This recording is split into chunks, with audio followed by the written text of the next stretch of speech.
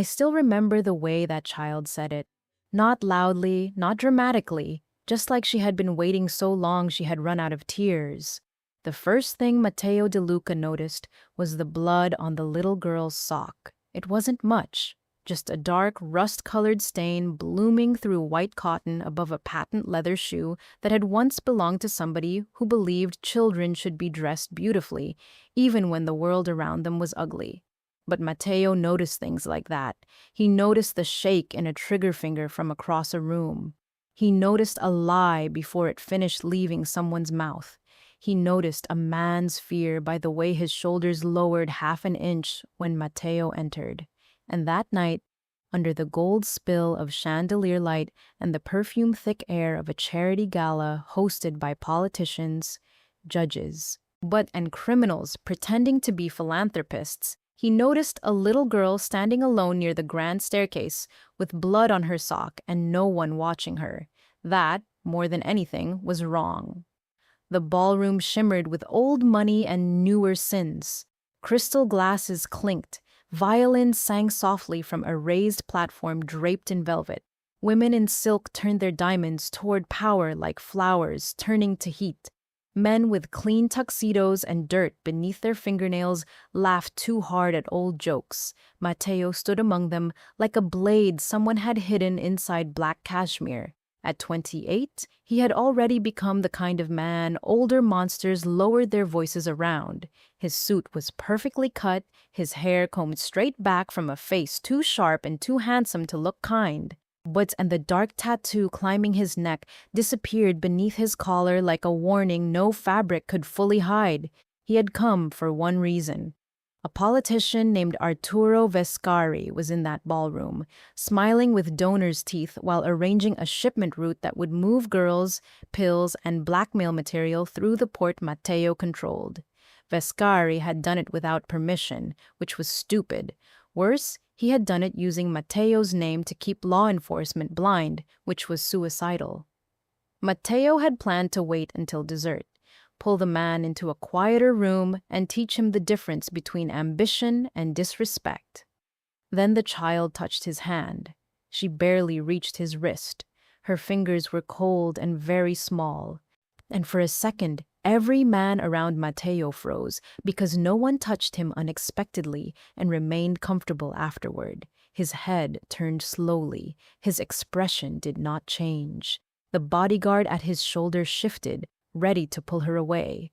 But the little girl looked up at Matteo with solemn dark eyes, too old for her face, and before anyone could move, she whispered, "Mom said you'd come back for me."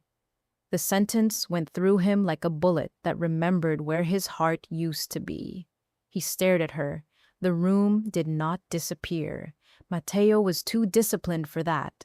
He still heard the strings, still smelled whiskey, roses, expensive wax, and concealed panic. Still tracked every exit, every guard, every hand near a weapon. But somewhere inside him, something silent and long buried cracked so sharply he almost felt it physically. His bodyguard leaned in, low and cautious. "Boss?" Matteo did not answer. The child held on tighter, as if afraid he might vanish if she loosened her grip. She was maybe 6, no older. Dark curls had started to fall from a ribbon at the back of her head. There was a scratch along one cheek, fresh enough to shine. Her velvet dress was navy, beautifully made and wrinkled at the hem like she'd been dragged or hiding. Her face was pretty in the fragile, unfinished way children's faces were supposed to be. But the expression in her eyes was not a child's expression. It was the expression of someone who had rehearsed disappointment and was bracing for another performance. "Who's your mother?" Matteo asked. His voice was low even, frighteningly calm. The girl didn't seem afraid of it. "Lucia," she said. For one rare, catastrophic second, Matteo forgot how to breathe. Lucia. Not many people in the world knew that name mattered to him. Not because he had ever admitted it, and certainly not because he wore pain where people could use it. Matteo had built himself into a legend of control. Men called him Il Veleno, the poison, because he did not explode, did not rant, did not lose himself to temper like lesser kings.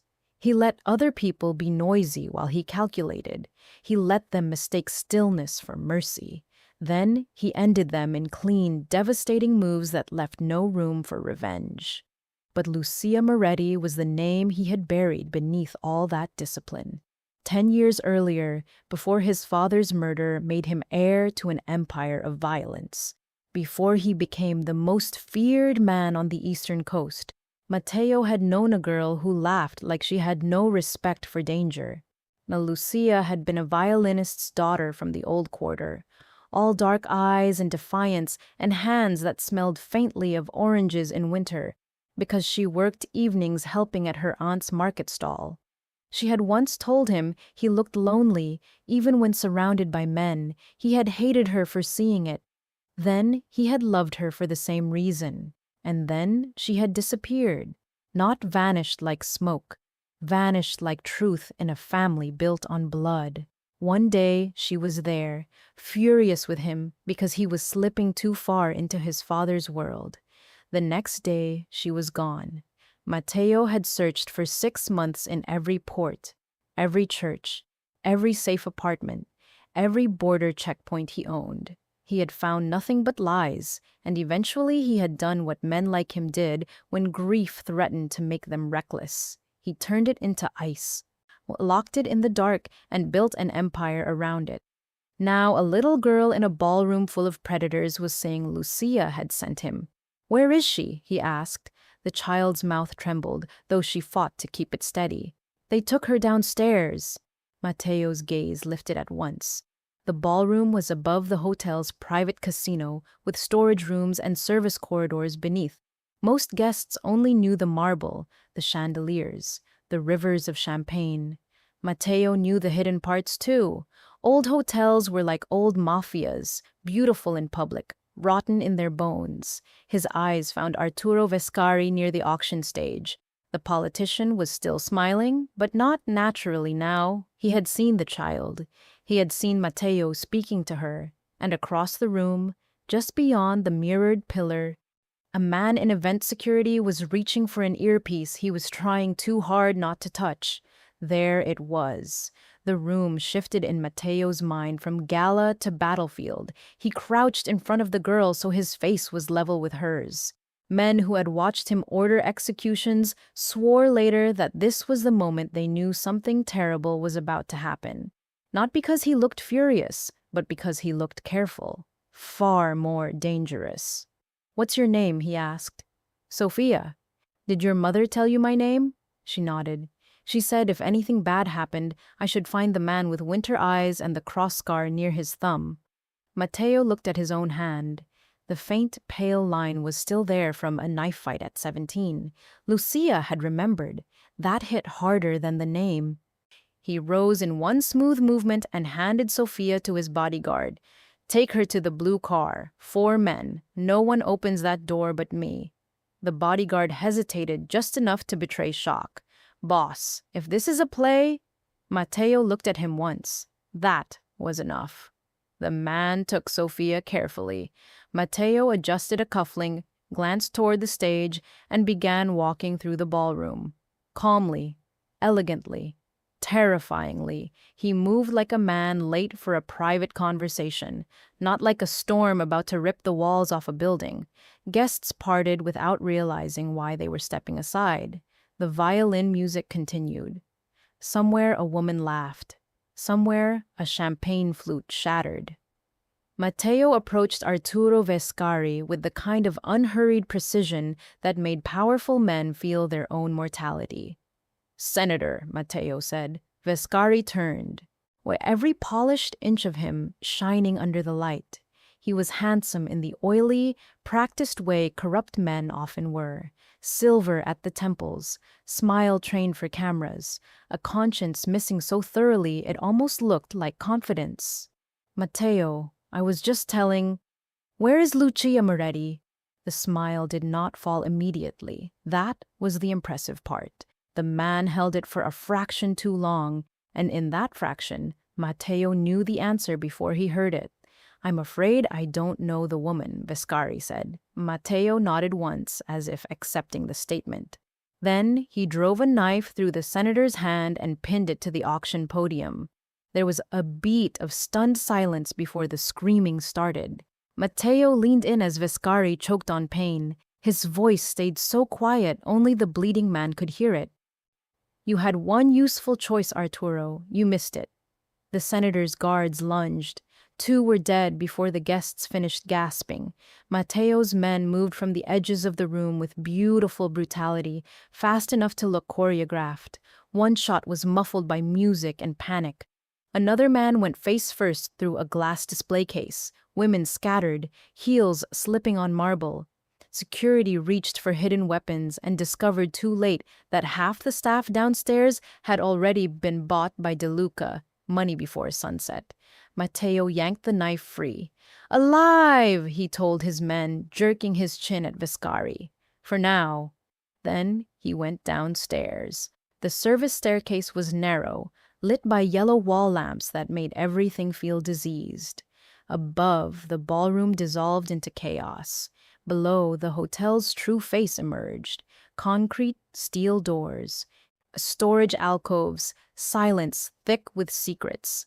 Matteo descended without hurry, though every nerve in him had gone razor tight. There were 3 guards at the bottom.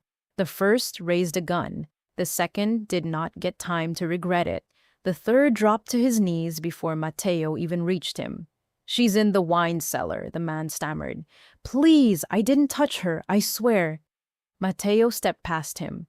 He found Lucia tied to a chair between racks of old French red.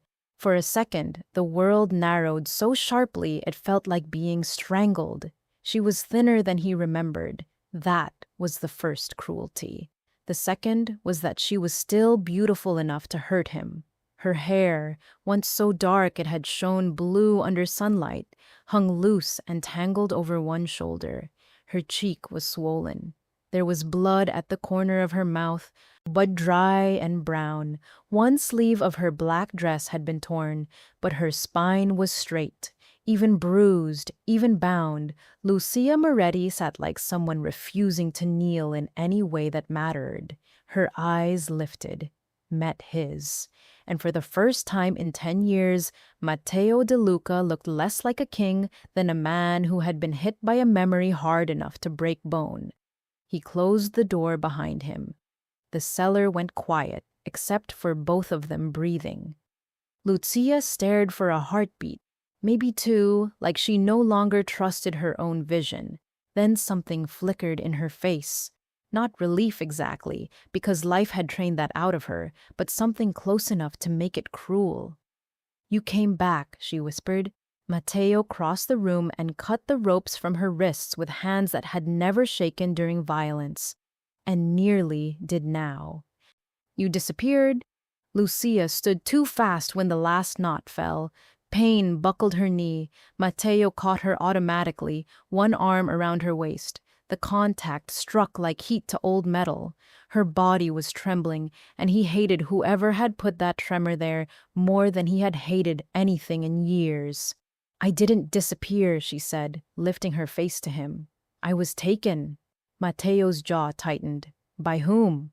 She gave a short, bitter laugh that broke halfway through. "Your father first, then the men who inherited his mistakes." His expression changed. Slowly, terribly. Matteo's father had died with many sins unpaid. Matteo had spent years dismantling the ugliest parts of the old regime.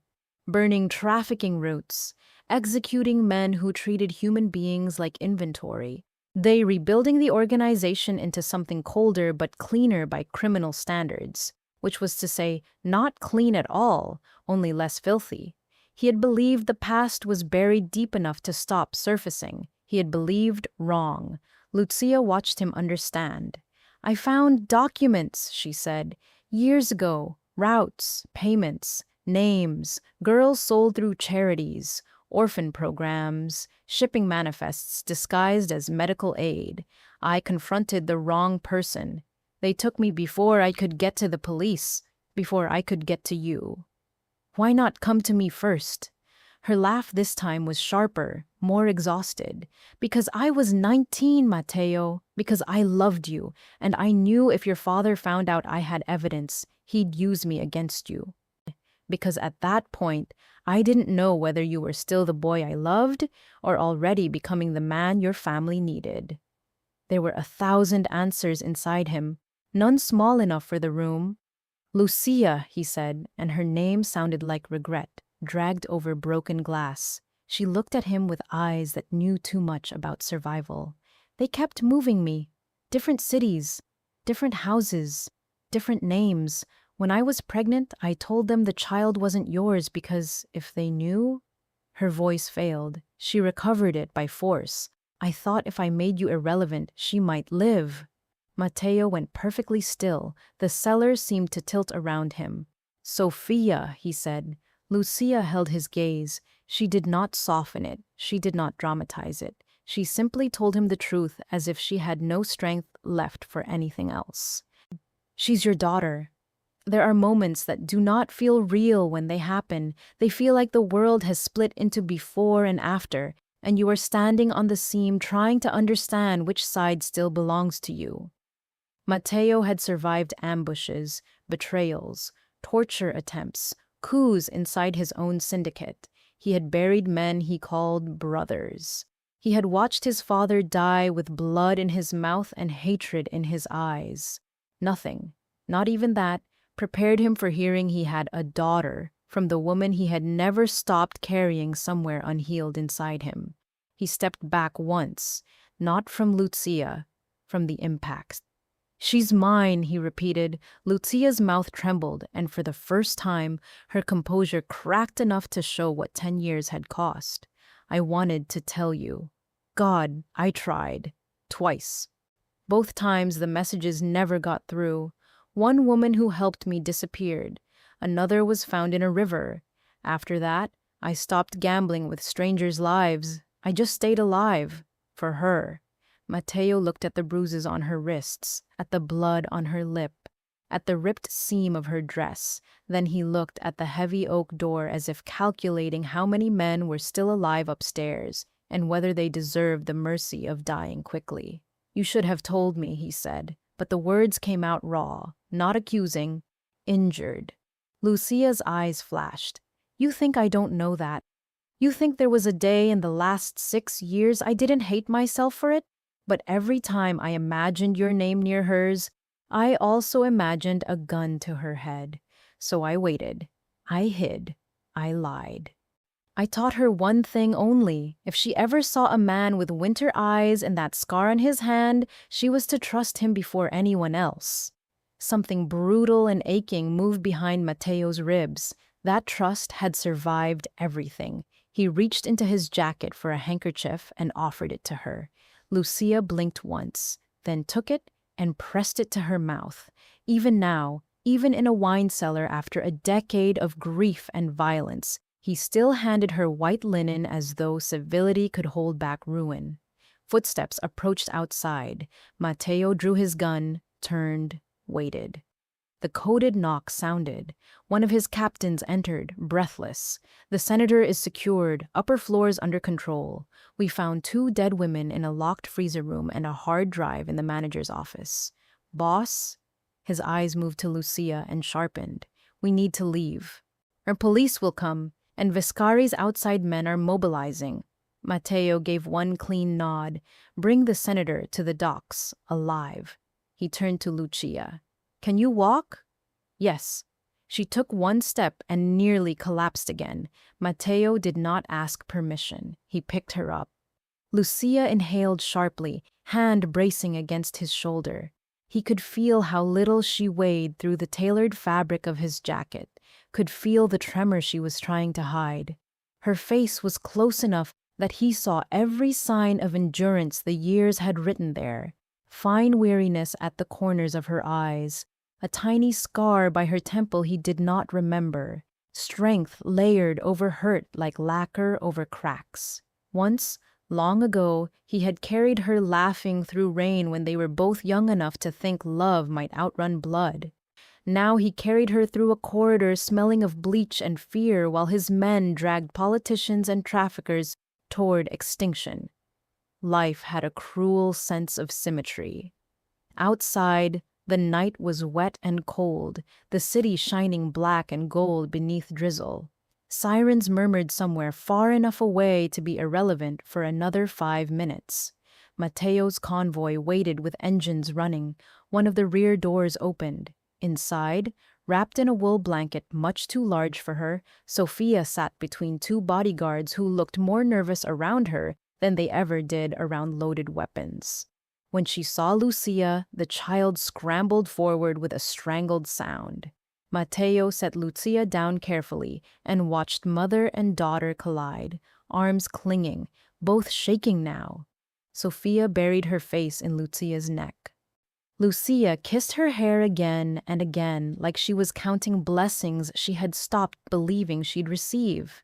Then Sophia looked over her mother's shoulder at Mateo. Children usually reacted to him in one of two ways: fear or fascinated caution.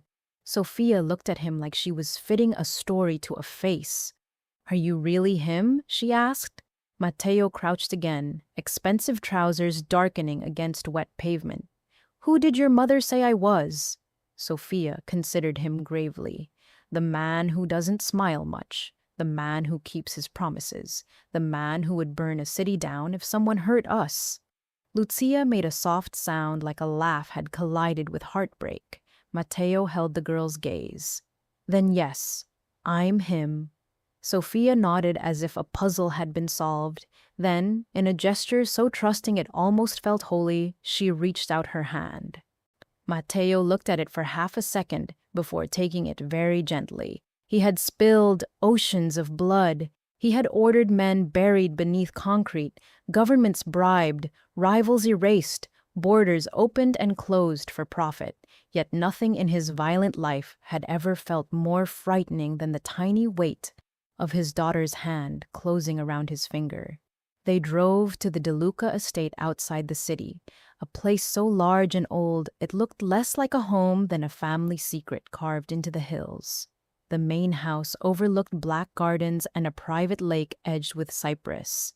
Inside, everything was shadowed luxury: marble floors, antique mirrors, firelight caught in dark wood, silence expensive enough to feel curated. To outsiders, it was elegance. To those who understood power, it was a fortress dressed as refinement. Lucia had never been there before. Mateo had once imagined bringing her here as a joke, showing her the absurd wealth his family hoarded and watching her make fun of it until the place felt less haunted.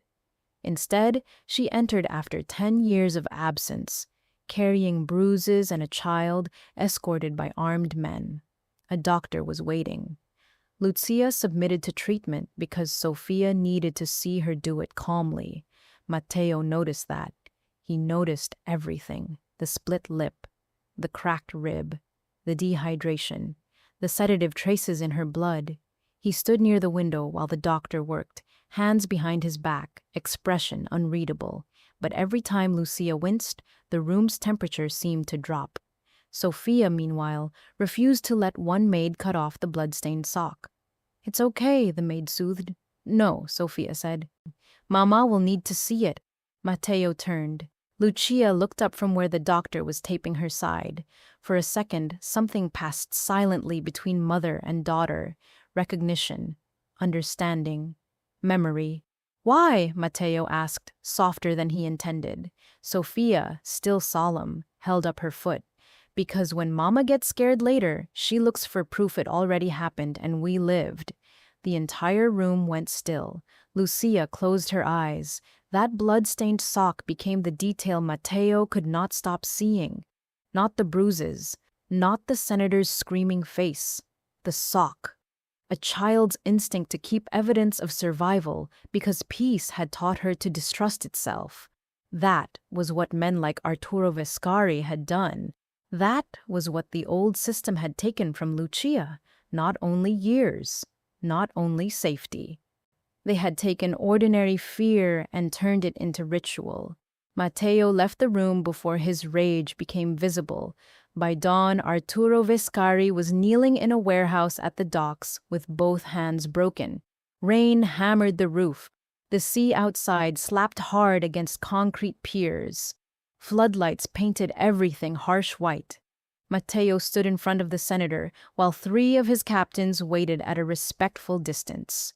A metal table beside them held the hard drive, printed ledgers and photographs pulled from the hotel office. Enough evidence to destroy governments. Enough names to explain why Lucia had been hunted instead of killed. She was worth more as a secret buried alive than as a corpse that might raise questions. Arturo's face was gray with pain and disbelief. Men like him always believed the institutions they corrupted would save them from the monsters they hired. He had forgotten one basic truth. Monsters had hierarchies, too. "This was not my design," Vescari said through cracked teeth. "It started with your father. By the time I came in, the machine was already running." Matteo looked almost bored. "And yet, you profited." "Everyone profited." Matteo tilted his head. "Interesting defense." "You can't kill me," Arturo said. "If I disappear, files go public. Names, accounts, judges, port authorities, half this country burns." Matteo stepped closer until the senator could see there was no bluff anywhere in him. "You misunderstand your value to me. I don't need you alive to stop files from moving. I need you alive long enough to tell me every house, every guard, every man who touched Lucia Moretti or hunted my child." Something like horror finally entered Arturo's face, not because of death, because he understood now that this was no longer about business. Business had rules. This had become personal, and personal was where even devils prayed for procedure. By noon, Matteo had 7 addresses, 4 names from law enforcement, 2 corrupt priests, and 1 private island used for transferring girls through diplomatic channels. By sunset, 3 houses were burning. 1 priest was singing into a recorder, and 2 police officers were found zip-tied in the trunks of their own cars with enough evidence strapped to their chests to collapse careers before prison ever got a chance. But the man at the center of it wasn't Arturo, it was Enzo Ricci, and when Matteo heard that name, he understood why Lucia had stayed missing so long. Enzo had once been his father's fixer, the kind of man who never raised his voice, never drew unnecessary blood, and therefore made far greater messes than loud men ever could. He handled disappearances, paperwork, transfers. He was patient, devout in public, monstrous in private. Matteo had believed Enzo died in Marseille 8 years earlier. Apparently, Marseille had received a different corpse. That realization changed the hunt, because Enzo knew the old De Luca network, and worse, he knew Matteo's blind spots. He would have watched Lucia not only as leverage, but as insurance. If Matteo ever came looking, Enzo would know how grief made him dangerous. If Lucia had a child, Enzo would know exactly what that child could become, not a witness, a pressure point. For the next 3 days, the estate turned into a war room. Phones lit all hours. Maps covered the library table. Men arrived with names, left with orders, returned with blood on their shoes. Matteo became more himself the more personal it got, which was its own kind of horror. He slept perhaps 2 hours at a time and looked no worse for it. He was terrifyingly composed, the sort of man who made strategic decisions while buttoning a cuff and signing death warrants between sips of black coffee. The dark tattoo at his neck disappeared into crisp shirts each morning, as if he had dressed the violence into elegance and expected the world to accept the presentation. But then there was Sofia. The entire estate changed shape around her, not openly. Matteo would have hated the phrasing. But servants began leaving fruit cut into cleaner pieces. The cook learned which soup she would eat when frightened. One guard who had never smiled in 15 years of service somehow ended up carrying crayons in his pocket. A house built for conspiracies discovered it had a child in residence and became, awkwardly and against its own instincts, attentive. Matteo watched all of this with private astonishment. On the second evening, he found Sophia in the conservatory, sitting cross-legged beneath a lemon tree, drawing on expensive stationery with a concentration fierce enough to rival his own during negotiations. Rain tapped against the glass ceiling. Lamps threw warm circles over leaves and marble. He stood in the doorway long enough for her to notice him and straighten a little. "Can't sleep?" he asked. She shrugged. "Mama had a bad dream," he understood. "And you?" Sophia looked down at the paper. "I don't sleep good when she cries quietly." That sentence almost undid him more than the first one had. He crossed the room and lowered himself into the chair opposite her. Up close, he could see the drawing was of a house with too many windows, a woman with dark hair, and a man wearing a black square suit with a line on his hand. Next to him stood a little girl holding a red sock like a flag. "You draw me very severe," Matteo said. Sophia studied him, then nodded. "You are severe." He nearly smiled. Nearly. "That's fair." She returned to the page. "Mama said not to bother you because you're fixing important things." "I am fixing important things." "Like us?" The question entered him like a blade wrapped in velvet. "Yes," he said. "Like you." Sophia considered that. "Will you leave when it's fixed?" Matteo had faced interrogations from federal agents that felt simpler than answering a 6-year-old honestly. He could not promise permanence lightly. Men in his position died. Men in his position made enemies that lasted generations. But he also could not look at the child who had survived his absence and offer her something vague. "No," he said at last. "I won't leave because it becomes inconvenient." Something in her small shoulders loosened. She pushed the drawing toward him. "Then you can keep this, so you remember." He took the paper as carefully as if it were a contract written in fire. Lucia saw it later in his study, placed with absurd precision beside a ledger on weapons distribution. She stood in the doorway wearing one of the house robes.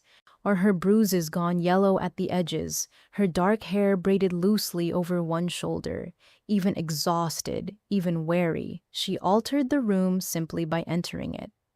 Matteo looked up from the reports on his desk and felt that old, infuriating awareness sharpen through him again.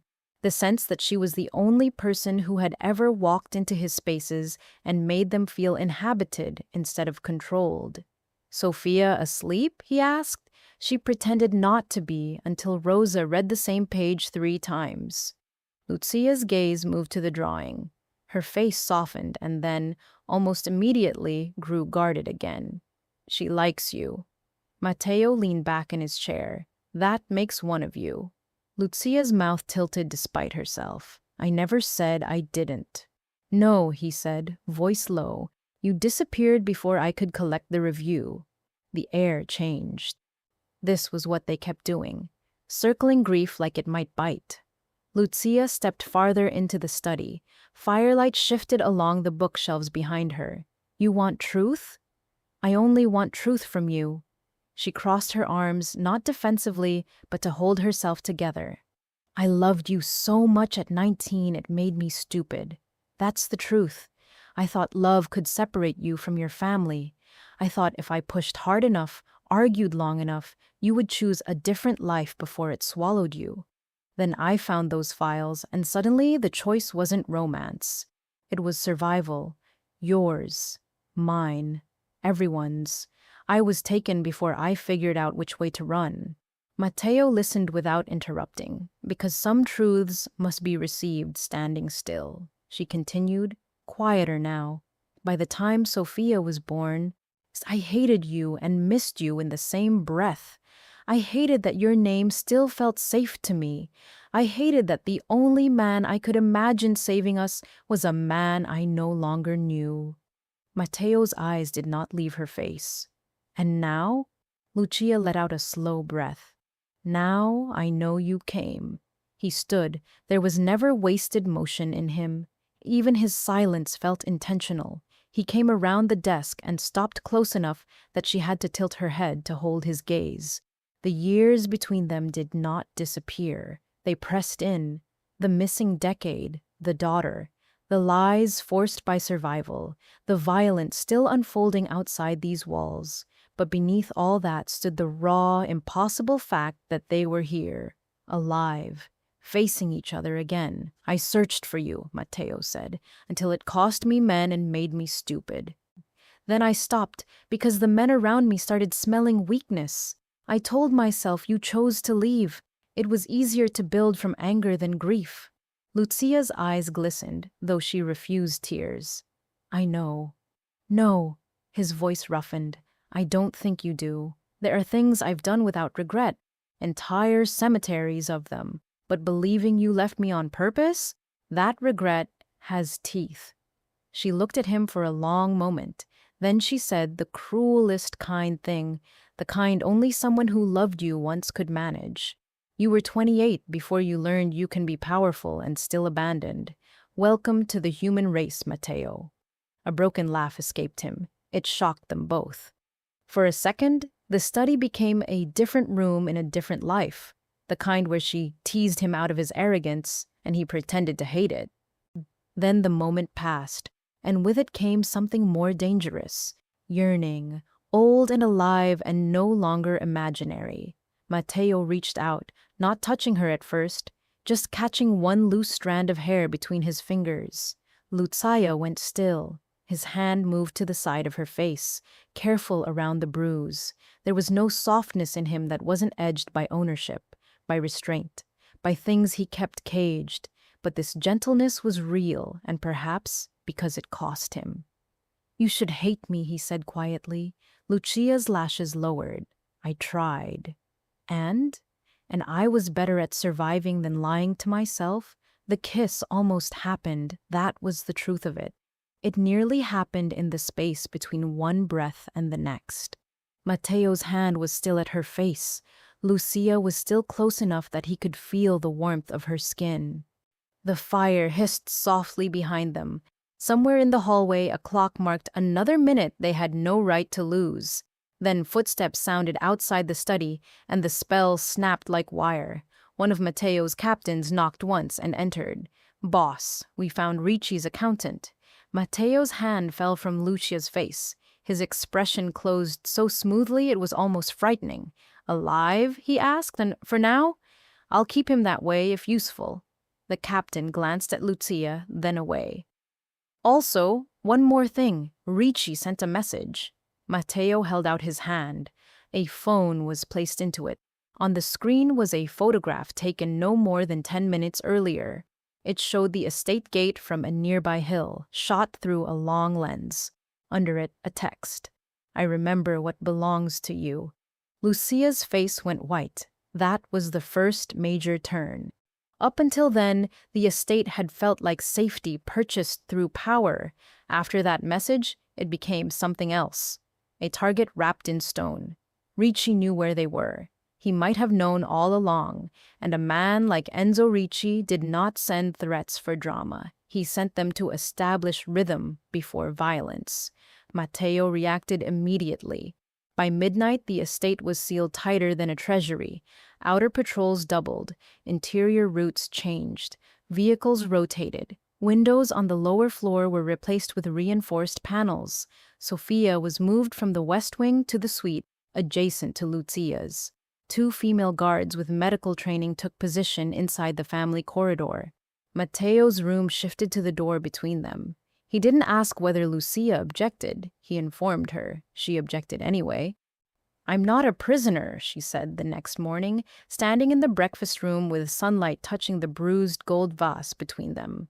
She looked stronger in clean clothes, though exhaustion still sat under her eyes. Sofia was in the garden with Rosa and 2 guards pretending not to be bodyguards, which left Matteo and Lucia briefly alone over untouched coffee. "You are not," Matteo said. "You have men following me from one room to another." "Yes." Her jaw tightened. "You don't get to decide every breath I take because you found us. I decide the ones that keep you alive until Ricci is dead." There was that thing again, the clash that had always lived between them. Lucia hated being managed. Matteo managed empires. She thought fear should never become architecture. He thought survival demanded walls built before people admitted they needed them. I survived without your permission for 6 years, she said. His eyes lifted, cold and brilliant, and were captured. The silence that followed was sharp enough to cut skin. Lucia looked like she wanted to slap him. Matteo looked like he would let her if that was the price of her staying inside the perimeter. When she finally spoke, her voice had dropped. Do not use my suffering as an argument for control. Something changed in his expression then. Not weakness, never that, but recognition. He stood, walked to the window, and remained there a moment with one hand in his pocket, staring out at the garden where Sophia was chasing a white cat she had named Duchess without consulting anyone. When Matteo turned back, but the edge in him had shifted from domination to something more difficult. Fine, he said, then truth for truth. I am not controlling this because it is efficient. I am controlling it because every time I imagine him taking you again, I become a version of myself that is bad for cities. Lucia blinked. There it was. Not apology, not softness. Something rarer from him, exposed violence with love underneath it. He continued, calm as ever. So stay angry. Tell me I'm impossible, but do not ask me to behave like a reasonable man where you and Sophia are concerned. You lost the right to expect reason from me when I learned he had either of you. Lucia held his gaze, and some of her fury melted into something heavier, more dangerous, understanding. Matteo, she said quietly, that isn't healthy. No, he agreed. It's effective. Despite everything, she laughed. Only once. Briefly. But it was real, and it lit something ruined and beloved inside him. He would have burned a country just to hear it again. That realization should have worried him more than it did. The accountant gave them the next piece. Enzo Ricci wasn't merely hiding. He was preparing to leave the country using one last asset, a judge named Ferraro who would authorize diplomatic cover for movement through a private airstrip. The flight was in 48 hours. On board would be ledgers, blackmail material, and likely witnesses no one intended to arrive alive. Matteo saw the structure instantly. Ricci planned to survive by making himself too expensive to kill. If he vanished with the documents and enough living leverage, governments would hesitate, mafias would bargain, and Lucia would never stop running. That could not happen. Matteo gathered his captains in the library at dusk. Maps, manifests, satellite photos, security rotations. Everything spread across polished oak under green-shaded lamps. Lucia stood at the far side of the room with her arms folded, listening despite his initial refusal to include her. She had insisted, not emotionally, practically. She knew Ricci's habits, the scripts he used with guards, the way he layered decoys. She had survived him long enough to become useful in hunting him, and Matteo respected competence too much to ignore that. This road is false, Lucia said, pointing to one of the satellite images. He'll make it look like the service entrance matters because it's the obvious extraction route for the boxes. But Ricci trusts kitchens more than gates. Too much staff traffic, too many uniforms, easier to hide one important man among the forgettable ones. One captain frowned. You sound very certain.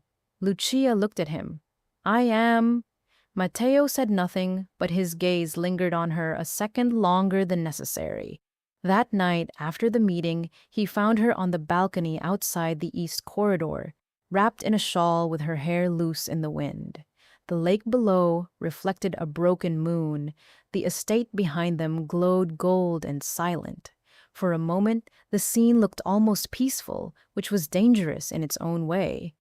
You were right about the kitchen route, he said. Lucia did not turn. I know. He moved to stand beside her. You also predicted he'd move the judge's payment through a church fund. We intercepted it. She looked at him then, and there was no triumph in her face. Only fatigue. You keep sounding surprised that I became competent while suffering. The remark landed harder than accusation would have. Matteo rested his hands on the stone railing. I'm surprised by many things lately. Such as? That my daughter prefers the chauffeur because he whistles badly. A pause. That Rosa has already taught her to cheat at cards. Another pause. That I can recognize your footsteps after 10 years. Lucia went very still. Wind lifted a strand of her hair across her mouth. Matteo reached to move it away, and this time she let him. His knuckles brushed her cheek. Her skin was warm from the house, cool where the air touched it. Their eyes met in the dark, and every careful thing between them thinned. She asked me today if you were my prince, Lucia said, a little breathless, as if she already regretted admitting it. Matteo's mouth curved in the barest hint of something not quite a smile. And what did you tell her? That princes are mostly decorative and you look expensive enough to qualify. Cruel. She gets it from you. He leaned closer. Impossible. She has a sense of humor. Lucia laughed again, soft this time. It slipped between them like memory. Then he kissed her, not gently, not cruelly either. The kind of kiss that felt delayed by a decade and sharpened by everything it had survived. One hand went to the back of her neck, the other to her waist, and Lucia made a broken sound into his mouth like relief, and fury had become the same language. She kissed him back with equal honesty, no innocence, no hesitation, only the devastating admission that whatever had been buried never died. It had simply waited underground, gathering pressure. When they finally pulled apart, both breathing harder, Matteo rested his forehead briefly against hers. This changes nothing, Lucia whispered, which was exactly the sort of lie people told when everything had changed. I know, he said, and kissed her again anyway. The second emotional turning point came the next day in the smallest possible shape.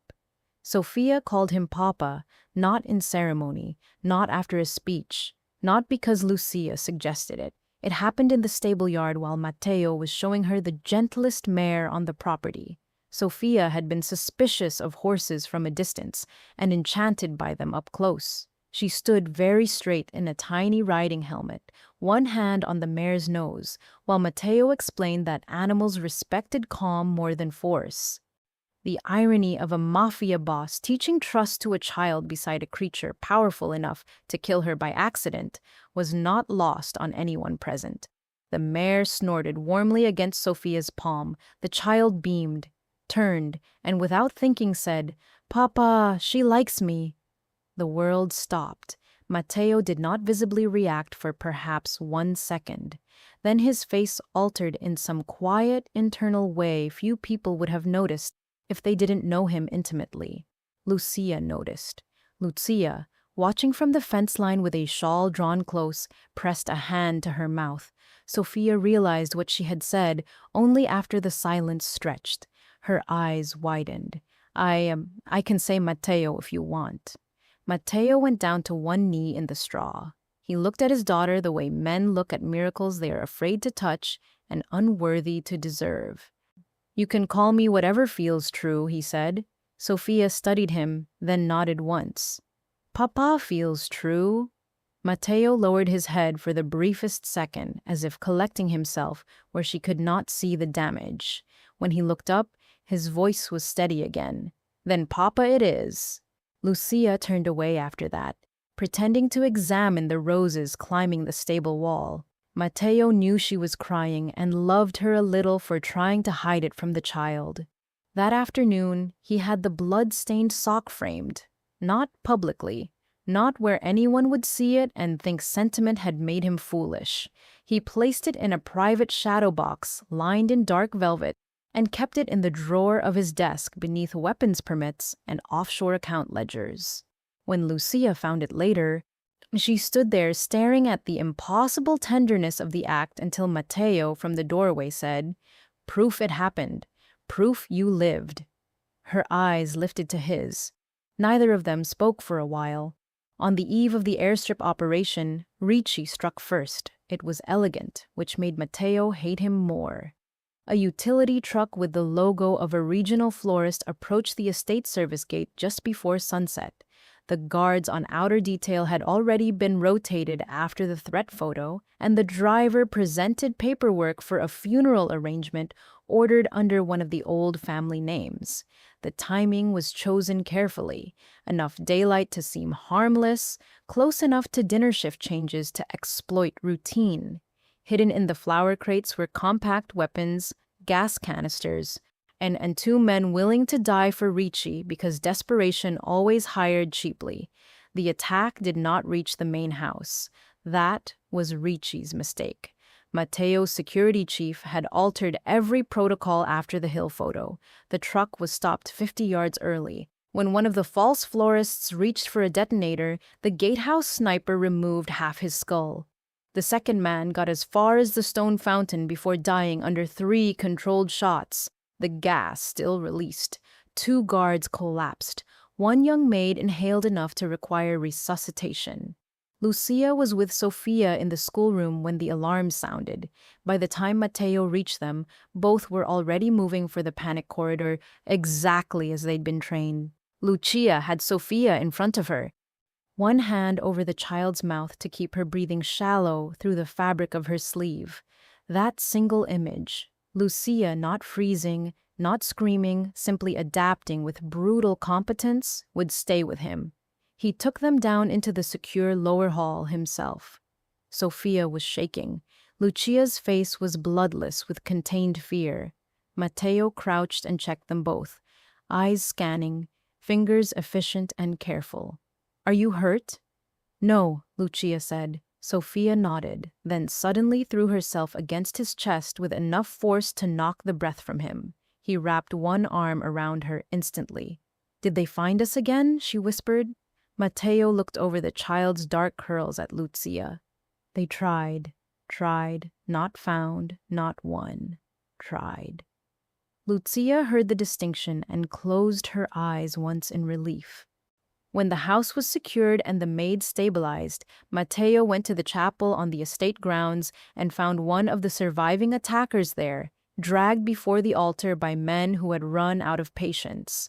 The attacker was young, terrified, bleeding from the ear. He gave up Ricci's fallback location within 2 minutes, an abandoned monastery by the sea, half restored as a private retreat for men who preferred their crimes to echo.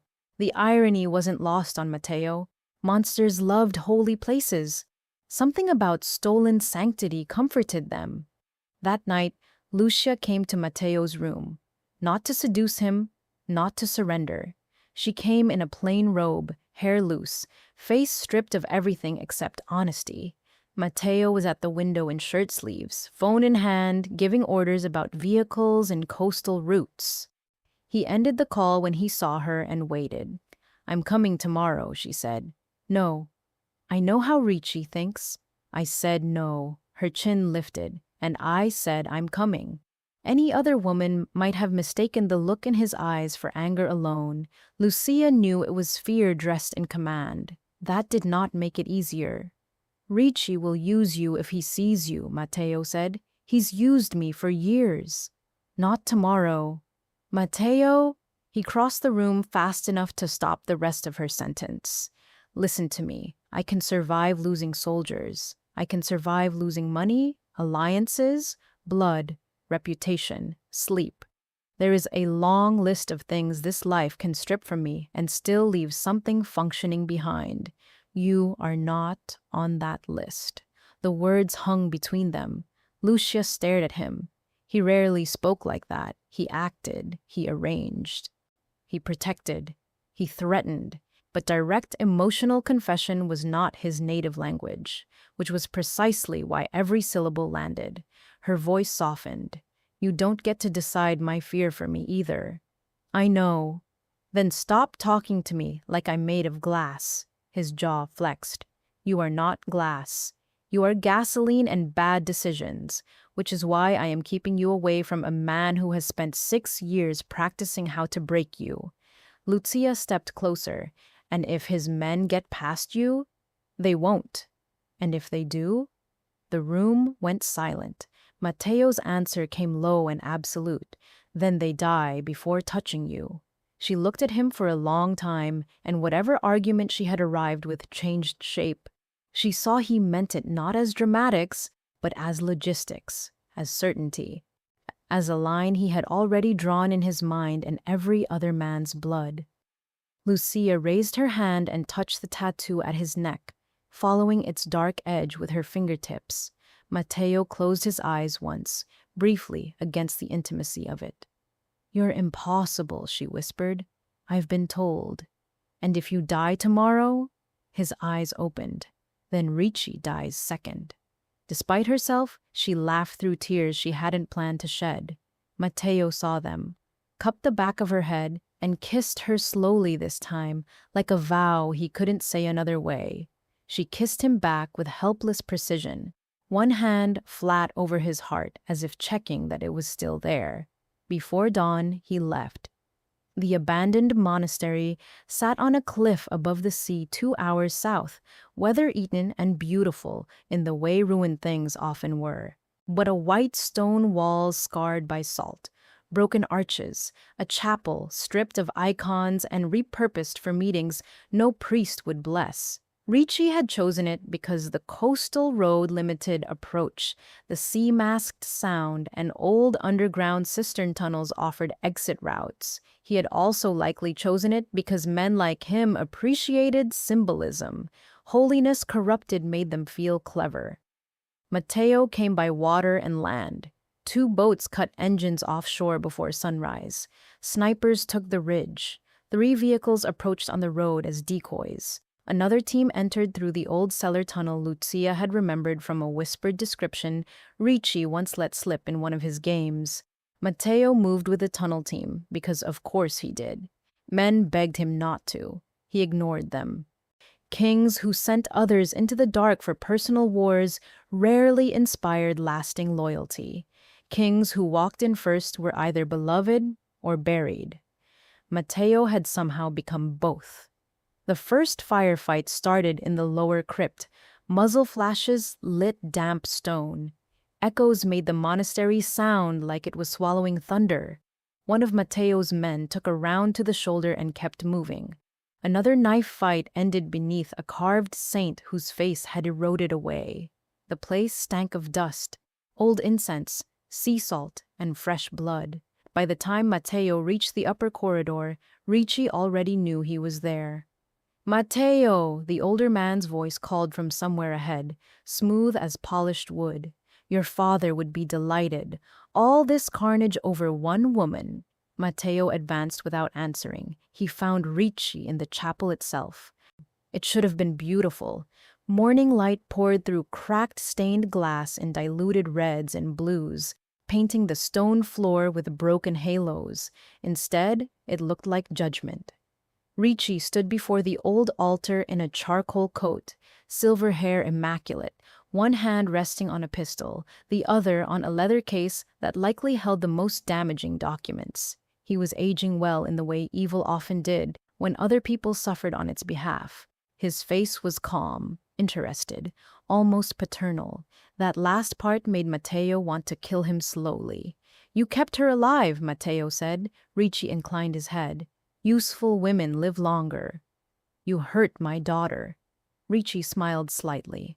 "Ah, that. I didn't know she existed until recently." Lucia always did have more secrets than was efficient. Mateo kept moving until the gun between them mattered. "You used my father's filth to build your own kingdom. Your father taught me supply and demand. I simply refined the model." Ricci glanced at the stained windows. "And now look at you, pretending morality because you prefer cleaner sins. Arms instead of girls. Bribes instead of cages. Such sophistication." Mateo's face did not change. "I don't pretend morality." "No, you pretend hierarchy, that your violence is somehow nobler because it wears tailoring." Ricci's gaze sharpened.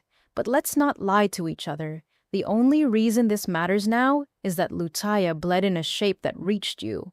That was the worst thing he could have said and perhaps the smartest, because it was almost true. Matteo's voice turned colder than the stone around them.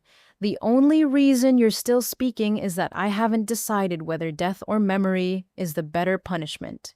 Ricci's expression flickered with amusement, still dramatic when wounded. She loved that about you. The gunfight outside the chapel swelled and receded. Time narrowed. Matteo saw everything in impossible detail: dust floating in red light, the nick near Ricci's left cuff, the weight shift that meant he might lunge for the side exit. The leather case held too lightly to be empty. He also saw, with perfect and infuriating clarity, Lucia at 19 standing in a sunlit alley, telling him he mistook control for strength. He saw Sophia holding out her hand in the rain. He saw a blood-stained sock in a child's fist. Ricci went for the gun. Matteo shot first. The bullet tore through Ricci's shoulder, spinning him into the altar rail. The older man snarled, fired back, missed, and stumbled toward the side passage. Matteo followed, relentless, through a corridor of crumbling saints and salt-stained plaster. Ricci was bleeding heavily, but still dangerous. Men like him were always most dangerous when the myth of their elegance tore. They ended in the cliff courtyard behind the monastery. The sea crashed below. Wind tore at coats and blood alike. Ricci had reached the old stone parapet where the drop to the rocks was sheer and merciless. He was breathing hard now, gun empty, one hand pressed to his wound. "You kill me," Ricci said, "and you inherit every secret I carry." Matteo raised his own gun, but did not fire. Ricci noticed, smiled through pain. "There he is, the thinker. You're wondering what I told Lucia, what she never said. You always wondered why she vanished so completely, didn't you? I offered her a bargain, her life for yours. Later, the child's safety for her silence. She chose correctly every time.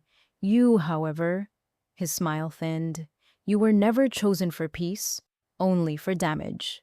Matteo crossed the final distance and lowered the gun. Ricci laughed weakly. "Going to do it with your hands? Your father would be proud after all." "No," Matteo said, "my father would have negotiated." Then he shoved Ricci backward off the cliff. There was no speech after, no theatrical line while the man fell, just the sound of shoes scraping stone, a brief, startled cry cut apart by wind, and then the indifferent violence of the sea below. Matteo stood there a moment, breathing hard, while gulls lifted screaming from the rocks. When his men found him, he was already calm again. The leather case held enough material to detonate half the old network. Matteo did what pragmatic kings did. He copied everything, leveraged what must be leveraged, burned what must be burned, and released enough to bury the judges, officers, and politicians whose survival posed future risk. Not all evil ended in one raid. It never did.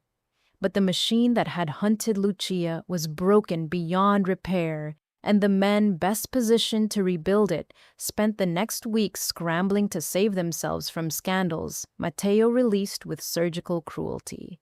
He came home after sunset. Lucia was waiting in the long front hall. She had not changed clothes all day. That told him more than any tears would have. Sophia was asleep upstairs, finally exhausted after hours of asking where he was, when he would return, whether grown men could win fights near the ocean. The lamps were lit. Rain whispered against the windows. Matteo entered with dried salt on his coat and a cut at his jaw that was not there that morning. Lucia took one look at him and crossed the marble floor fast. She hit his chest with both hands before anything else. Not hard. Furious, relieved, human. "I hate you," she breathed. Matteo caught her wrists automatically. "No, you don't. I hate that you say things like, 'They die before touching you,' and then leave before dawn as if that's a normal sentence." He looked down at her, tired in a way that reached beneath muscle. "It wasn't normal. Did you kill him?" "Yes." "How?" "Efficiently." Her eyes filled anyway. "You always answer the wrong part." Matteo let go of her wrists and touched the side of her face instead. "I'm here." That did it. Lucia wrapped her arms around him and pressed her face into his chest, and for the first time since he had found her in that cellar, she truly broke. Not dramatically, not loudly, she simply let herself shake in the arms of the man she had loved, lost, feared, needed, and found again. Matteo held her with one arm locked around her back and the other cradling the back of her head, eyes closed as if this, not the raid, not the kill, was the part he had been fighting to survive. "I waited so long," she whispered into his shirt. "So long." "I know. I told myself if you came back, I wouldn't forgive you quickly." "That seems wise." She made a wet, painful laugh. "Wait, and then you came back bleeding." "Unfair tactic," he murmured. When she pulled back enough to look at him, he kissed her forehead first, then her cheek, then her mouth, slow and certain. Not the hunger of the balcony this time, but something deeper. Recognition. Return. He tasted of sea wind and black coffee and the life she had once thought she lost forever. The resolution did not come all at once after that. Real endings rarely do. There were statements to arrange through protected channels, false records to untangle, financial ghosts to expose. Matteo repositioned men in 3 ports and dismantled 2 shell charities linked to Ricci's network. Lucia spent hours with investigators Matteo half-trusted and lawyers he paid too much to ask fewer questions. Sofia began sleeping through the night only after a week without alarms. But the estate changed. Not magically, gradually. Breakfast became a real meal instead of a negotiation between schedules. Sofia started leaving drawings in Matteo's study and once, disastrously, taught his most feared enforcer to wear a paper crown at tea. Lucia took over one of the south-facing rooms and filled it with books, music, and enough warmth that even the staff began calling it the living room, as if the rest of the mansion were only architecture until then. Matteo remained himself. He still conducted business with the cold brilliance that made men fear hearing their names spoken by him. He still wore black suits cut like weapons, still spoke softly enough that others leaned in and regretted it, still moved through power like he had been born with a map no one else deserved to see. But there were fractures in the marble now, deliberate ones. At 7 in the evening, no matter who was in his office, a small knock came and Sofia entered to tell him about her day. On Sundays, Lucia played violin in the music room while Matteo pretended to read reports and listen to every note. Once, very late, one of his captains walked past the kitchen and saw the feared Matteo De Luca standing barefoot in a white shirt, holding a mug of warm milk while his daughter explained why ghosts might be lonely rather than evil. No one mentioned it the next day. The blood-stained sock remained in his desk drawer. Months later, Lucia found Sofia standing on a chair beside the desk while Matteo supervised the arrangement of shipping routes on speakerphone. The drawer was open. The shadow box sat in the child's lap. "I wanted to see it," Sofia said. Lucia tensed automatically, but Matteo ended the call with a look and turned fully toward them. "Why?" Sofia traced the glass with one finger. "Because I had a bad dream and wanted proof." Matteo took the box gently and set it on the desk between them. Then he lifted Sofia down from the chair and crouched so they were eye level. "You don't need this every time," he said. "How do you know?" "Because now," he said carefully, "you also have us." Lucia looked away quickly, overcome by something too big for her face. Sofia thought about it. "Can I still keep proof sometimes?" Matteo nodded. "Yes, but not only of the bad things. We keep proof of the good things too." That weekend, he had the staff photograph the 3 of them by the lake.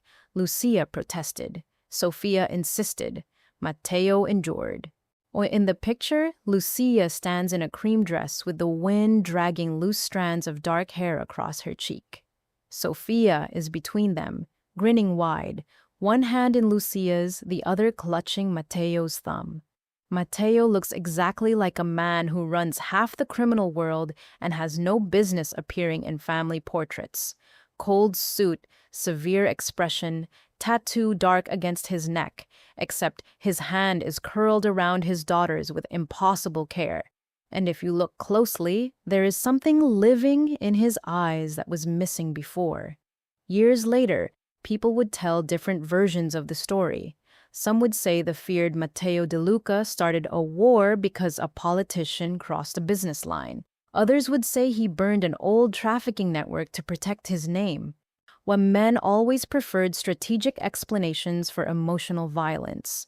They found them easier to respect, but those who knew the truth knew it started with a little girl in a ballroom touching the hand of a man the world called poison, and saying, "Mom said you'd come back for me." And the reason it shattered him was not simply that she was his daughter. It was that Lucia had taught her to believe he would come, even after 10 years of silence, pain, and every reason not to trust fate. That faith demanded an answer worthy of it. So he became one, not a good man. Lucia never asked for that fantasy, and Matteo never sold it. The world he ruled remained dangerous, luxurious, and built on shadows too old to wash clean. Enemies still feared him. Rivals still disappeared when they mistook patience for softness. The empire still ran because monsters were sometimes best controlled by colder monsters. But inside the walls of the house above the lake, there was now music where silence used to live. There were crayons in drawers beside loaded guns, tiny shoes lined up beside polished Italian leather, a child's laughter drifting down corridors that had only ever known negotiations and grief, a woman who could still look at the most feared man in the city and tell him when he was being unbearable, and a man who had once believed love made him vulnerable, only to discover too late that it also made him exact. One winter evening, nearly a year after the gala, the first snow fell over the estate. Sophia ran outside in boots 2 sizes too big, shrieking with joy while servants pretended not to hover. Lucia stood beneath the colonnade wrapped in Matteo's coat because she liked stealing his things when he was busy pretending not to notice. Matteo emerged from a call with Brussels and found them both there. His daughter trying to catch snowflakes with her tongue, Lucia laughing at her, the world briefly innocent. He stopped walking. Lucia turned, saw him, and smiled in that way that still felt intimate enough to strip years from him. "You're staring." "I own the house," he said. "I can stare at the view." She rolled her eyes and held out a hand. He took it.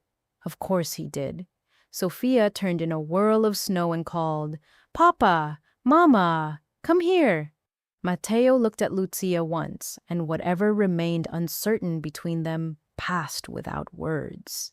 He stepped out into the snow with her hand in his, toward the child who had trusted a promise before it had been earned. For the first time in a very long life full of power and ruin, Matteo De Luca understood something men like him usually learn too late. The most dangerous thing in the world was not love. It was being loved by people who survived hell and still expected you to come home. And this time, he did.